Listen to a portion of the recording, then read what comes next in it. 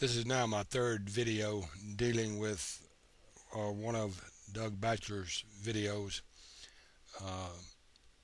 titled 1844 2,300 Days Prophecy, Investigative Judgment. And in these series of videos, Doug Batchelor of the Seventh-day Adventist is trying his best to get people to believe the unbiblical doctrines of the Seventh-day Adventist. And like all other Seventh-day Adventists, he uses Daniel chapter 9 as though it's got some type of connection to Daniel chapter 8, when there's absolutely no connection whatsoever. But because of their misinterpretation of Daniel chapter 8 verse 14, and they're not having the theological intelligence to find a starting date for that 2,300 evenings and mornings, they just assume that it is in chapter 9 of Daniel. And when you read the first part of Daniel, as anyone can clearly see, Daniel is concerned about the 70 years of captivity. He's not concerned with a vision that was closed in Daniel chapter 8 verse 26. But I want to look at this Daniel chapter 9 a minute though and show you just how wrong Seventh-day Adventists are, and all the fabrications you have to dream up when you misinterpret the Bible. I want you to read Daniel chapter 9 verse 25, where Daniel is getting ready to have this vision or this of the 490 years of prophecy. And in verse 25 it says, Know therefore and understand that from the going forth of the command to restore and rebuild Jerusalem. What is the command? To restore and rebuild Jerusalem. And it goes on to say that this will be done in troublous times. So what we're looking for now in the Bible is someone who gave a command to restore and rebuild Jerusalem. So what Seventh-day Adventists do is go to Ezra chapter 7. And they say, aha, here it is. Here's a decree issued here by Artaxerxes in 457 that we can use to fit our prophecy. Now there's several problems wrong with this that I want to point out. First of all, the decree issued by Artaxerxes in Ezra chapter 7 is in 458 and not 457. So they're off a year there. But again, they had no theologian to figure that out for them. And also they had no theologian, especially Doug Batchelor, because he said in the video he wasn't a great theologian, so I finally agree with him on something. But if you read Ezra chapter 7, you will find out that all is happening there is the people who are getting ready to go back to Jerusalem are given supplies to refurbish the temple. It says nothing whatsoever about rebuilding Jerusalem. Please go back and read that in Ezra chapter 7 verse 1 through 24. They are to restore the laws of God, and they're given the supplies and what is necessary to resupply the temple. Absolutely nothing whatsoever in that command about rebuilding Jerusalem. So that rules out that decree. It cannot possibly be that decree because it's not even mentioned rebuilding Jerusalem. Now there are those people who want to say, well, the decree must be then in Nehemiah 2, 1 through 7, where it talks about rebuilding Jerusalem.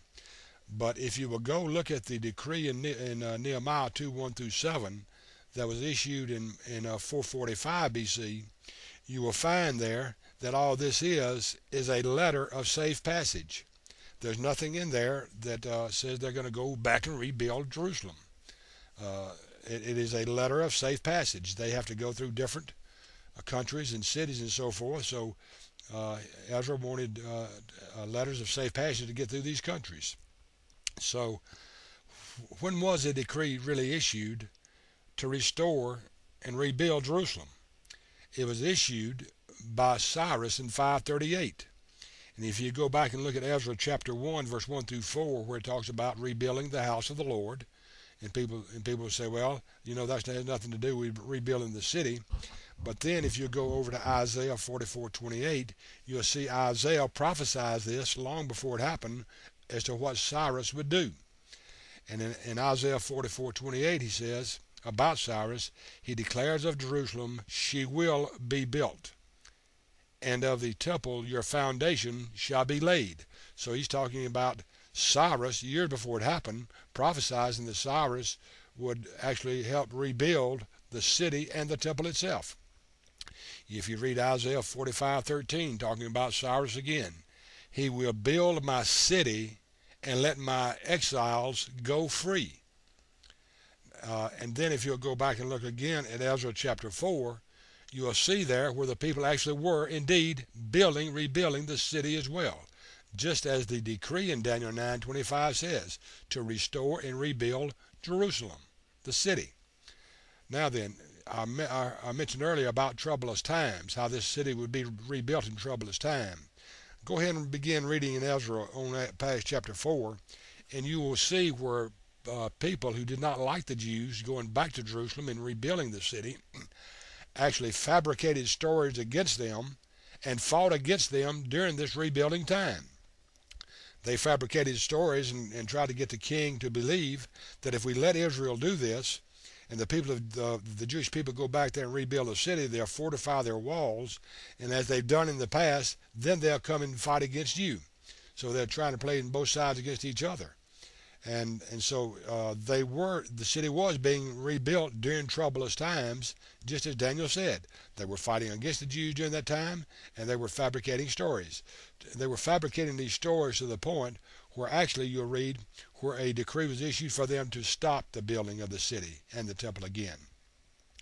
So the only decree that fits the command that Daniel, where Daniel says the command to restore Jerusalem, the only decree that fits that is not Ezra chapter 7, is not Nehemiah chapter 2, but is Ezra chapter 1 in 538 with Cyrus.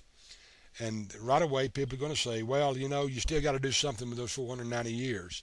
No, I don't. I don't have to go out here and use guesswork on these 490 years. See, people want to take them and run. Some of them want to run them way out to the future, and other people say, no, they got the end right there with Jesus, and it's all got to end right there.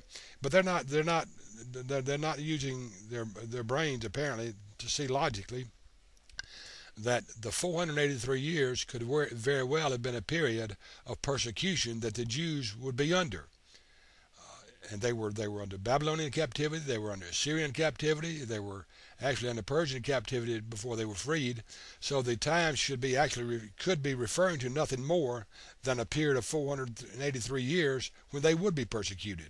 They were persecuted under Artaxerxes to the point of where the temple was totally desecrated. So that 480, there's nothing that says that 483 years has to run this way and that way, or the 490 years has to run consecutive. And people say, well, what about the last 7 years? Again, there's nothing whatsoever that says this has to run consecutive. But everyone agrees that the last 7 years has to do with the Messiah.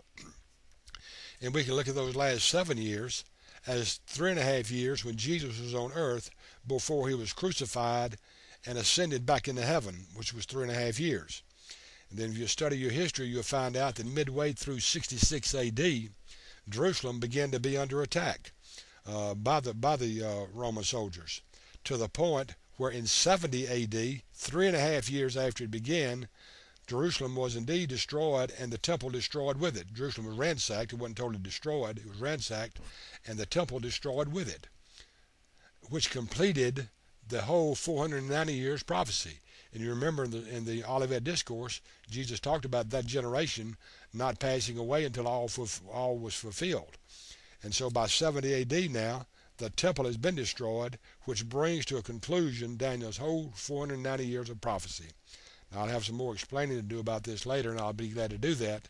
But again, the date of 457 is totally out of the question, which blows investigative judgment totally out of the water. There's nothing whatsoever in Nehemiah chapter 7 about restoring and rebuilding Jerusalem. Until next time, this is Ben Golly saying, God bless.